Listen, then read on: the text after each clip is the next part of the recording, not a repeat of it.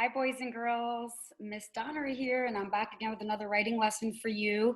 I do believe this is our final one. I hope I'm not making that up, but I think that this is our last writing piece that we'll bring all the way through the writing process, and then it will be the end of the year and time for summer. So, yay.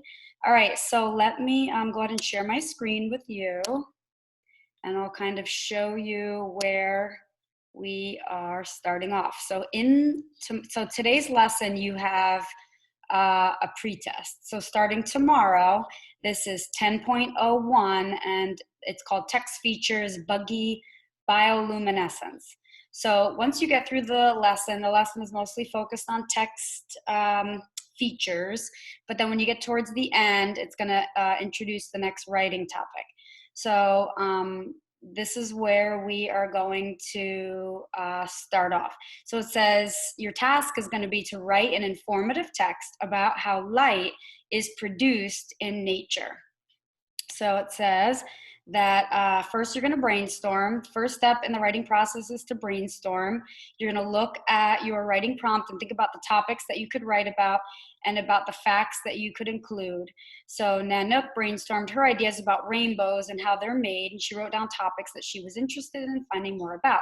So in the text up here that is in the lesson, let's see, is it here? Nope, that's not it. Let's see, it must be behind my screen. Here it is. So we have your different writing, reading pieces from this lesson, Radiant Rainbows, and then there's another one called Buggy Bioluminescence, and those are in the lesson. You're going to download those, and then you can see as I highlighted on them. Then you have research notes that you're going to be collecting your information into after you've highlighted and putting that into your own words. And there's also Nanook's informative writing exemplar that you can also pull information from this. I didn't highlight anything out of here. I just used the articles, but you're more than welcome to look at this writing piece and pull examples from there as well. So let's first look at our rubric. That's where we usually like to start. So here you can see it says, I learned to refer to my prompt when researching. Remember, our prompt is finding light in nature. Let's go back and see what that says one more time. It says, write an informative text about how light is produced in nature. So that's what we're going to be looking for. I learned to take notes in my own words. So we're going to look at that. I learned to declare the source of my information. And you guys have gotten pretty good at that. It's just where you're going to be, recognizing your source of where you got that. Just like according to the spooky house story, it said, it showed me that, and that's just where you're going to be stating your source. And then next box, my notes are related to the research prompt.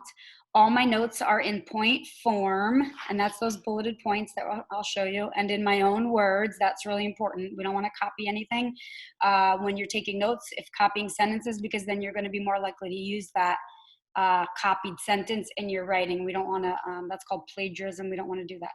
I have declared the source of my information by recording the text, title, and author or website I used. And then finally, I completed 4 separate research note pages.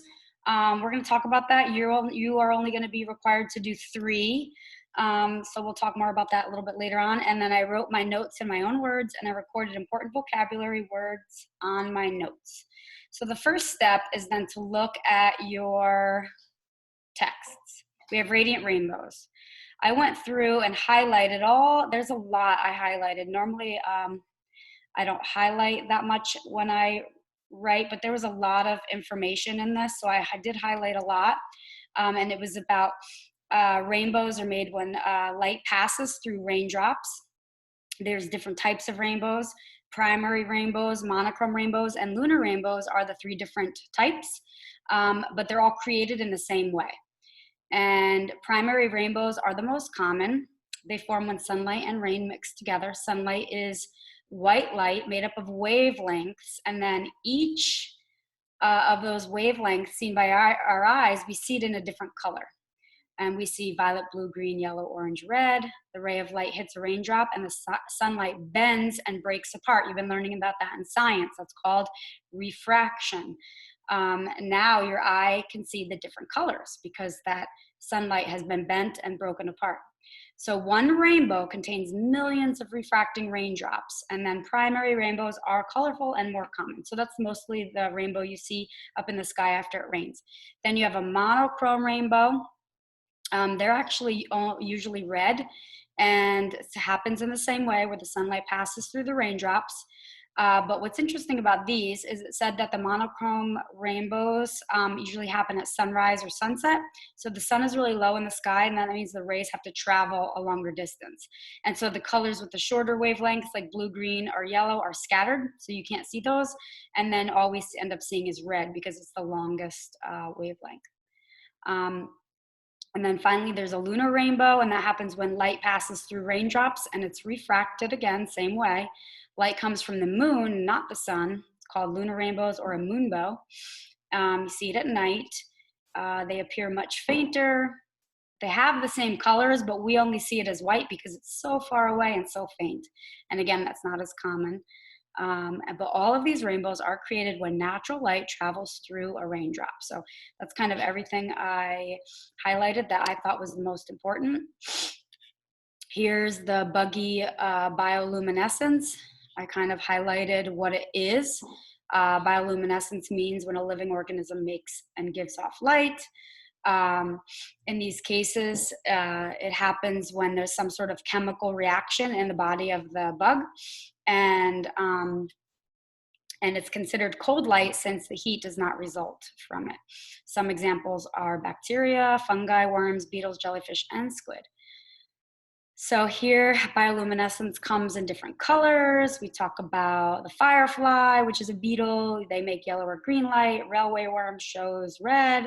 And then it gives us the definition for radiant as the scientific term for bright and shining light. 2 reasons to glow are to attract prey or defend against predators.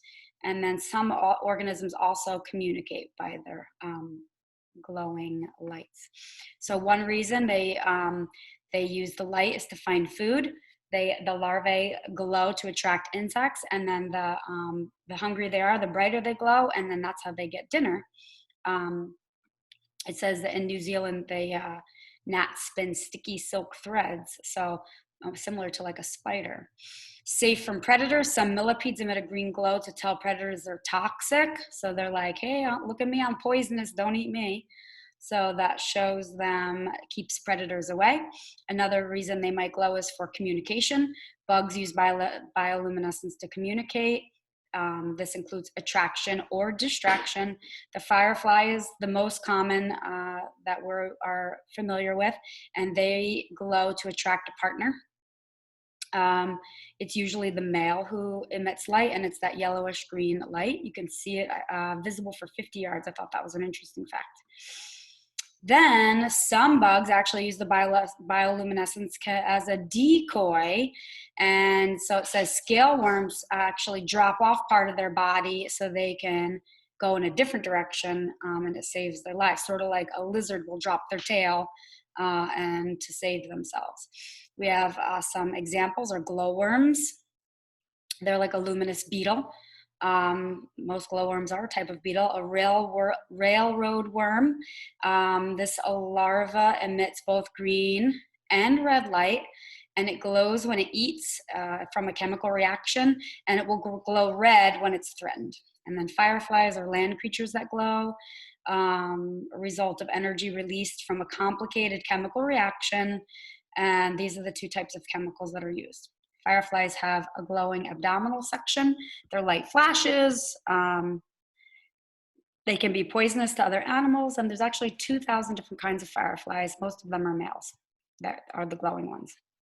And then here's some vocabulary that is important. Bioluminescence, bioluminescent, gnat, larvae, millipede, organism, and predator. So that was that article. So then what I did is I highlighted all of that. This is the part that is the most time consuming. So I took each of those articles and I went through and put all my notes in my own words. So I said radiant rainbow passage. I put the important vocabulary here: radiant light, refraction, lunar, monochrome, and primary.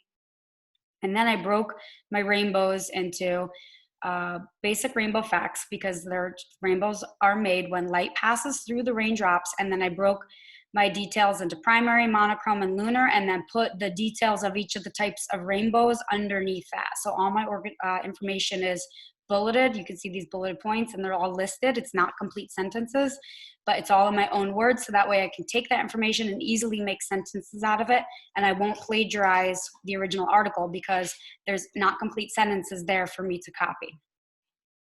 And then I did the same thing with the buggy bioluminescence, okay? Here's the important vocabulary. And then here, this was a pretty lengthy article. So this does have a lot of information. I just did some general facts, and then I said what they do, some examples of bugs that use their glow to find food, some that use for protection, some used for communication, some used to distract, and then I gave some examples of different glowing insects. So this definitely took me a little bit. So I would stretch your time. I would do one of these one day maybe, and another one the next day. And this is for, again, 10.01. I'm going to get rid of this for a second so you can see. This is 10.01 text features buggy bioluminescence. So we're going to then look, and I believe this is what you're going to turn in. I'm going to click through this. Let's see. And I do believe reliable research. This is the I find method, because that you're using just like you have through the other writing pieces. Here's your exit card. Let's see, next is the summary. And then next one should say, what is my assignment? So what is my assignment? Complete and submit the 10.01 text features buggy bioluminescence quiz. Okay, so you have only a quiz for this lesson, but those two writing organizers need to be completed because you're going to turn that in on Friday. So then the next lesson, 10.02, I'm not sure what it's called, but it's going to ask you then to find your own, it's going to tell you to find 2 more sources and do the same thing. Highlight it and then collect the information into that research organizer that I was just using. We are going to modify that for you, and you're only going to need to find 1 more source. So then when you go to write your writing piece next week, 1 paragraph will be buggy bioluminescence, 1 paragraph will be the radiant rainbows, and then 1 body paragraph will be your own research from a different article. So that will kind of make that nice and organized for you. So again, that's going to be modified. We're only going to ask you to find 1 more resource to add to the graphic organizers. So when you turn this in on Friday, you are going to turn in, and this is the assignment for Friday, research notes. Oops, I skipped the first one, obviously. So, but you would have 3 of them. So this would be my own source, and then this one's radiant rainbow passage, and then this one is the buggy bioluminescence. And you're just going to turn in 3 of them, and you'll be all done. And then next week, I will then show you how to take these graphic organizers and then complete that writing organizer which has the 5 boxes with the hook and the controlling idea, and we'll look at that as our next step next week. So if you guys have any questions, I know that we're going to be in Zooms again this week.